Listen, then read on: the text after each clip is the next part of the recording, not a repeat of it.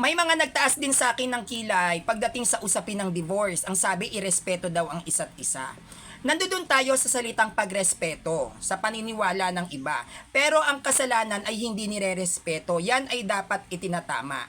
Minsan, sa sobrang simpatya natin sa nararamdaman ng iba, tinotolerate na natin sila kahit alam nating mali. Ang divorce ang kawawa dyan mga babae at yan ay applicable lang sa mga mayayaman. Bakit? Dahil kalimitan sa mga lalaking mayayaman, mga babaero, mga manyakis. Paano yung mga babae na naanakan ng apat at nalosyang at nag-file ng divorce si lalaki at naghanap ulit ng dating ng bagong asawa?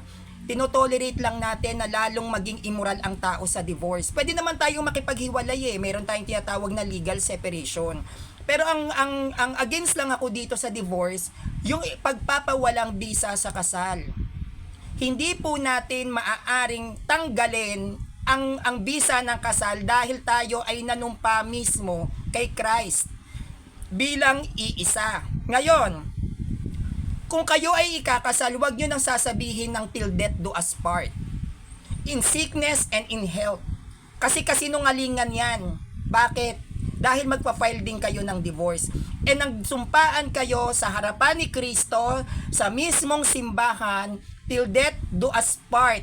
Mananatili akong asawa mo sa ilalim ng kasal.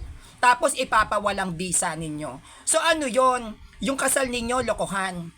Yung kasal ninyo, trip-trip lang. Na pwede ako magpakasal ngayon, kinabukasan, pag hindi kita trip, naghihilik ka, iiwang kita. Hindi yun ganon. Bago kayo pumasok sa isang sitwasyon o sa isang relasyon, make sure na sigurado ka na kaya mong makasama ang mapapangasawa mo habang buhay. Kapag papasok ka sa relasyon, make sure na yung pinili mong karelasyon ay kaya mong ipaglaban hanggang kamatayan dahil yun ang true love. Ang divorce ay hindi pagpapakita ng true love. Mag-legal separation kayo. Huwag niyong bababuyin ang pinag-isa ng Diyos. Lumalaban na kayo kay Christ. And that is wrong. Wag tayong magsalita na bumunta tayo sa sitwasyon ng iba. Hindi yon. Ang kasalanan ay kasalanan.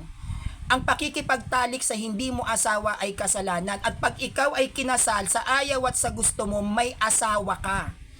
Kahit sabihin mong ipinawalang bisa nyo dahil sa divorce, may asawa ka at mga nangangalunya pa rin kayo. Kaya lahat ng mga pro-divorce dito, mga manyakis kayo, mga nangangalunya kayo, hindi nyo inisip ang magiging epekto niyan sa babae na magiging parausan na lang na matapos ikasal, okay lang, may divorce, pwede ko silang iwan.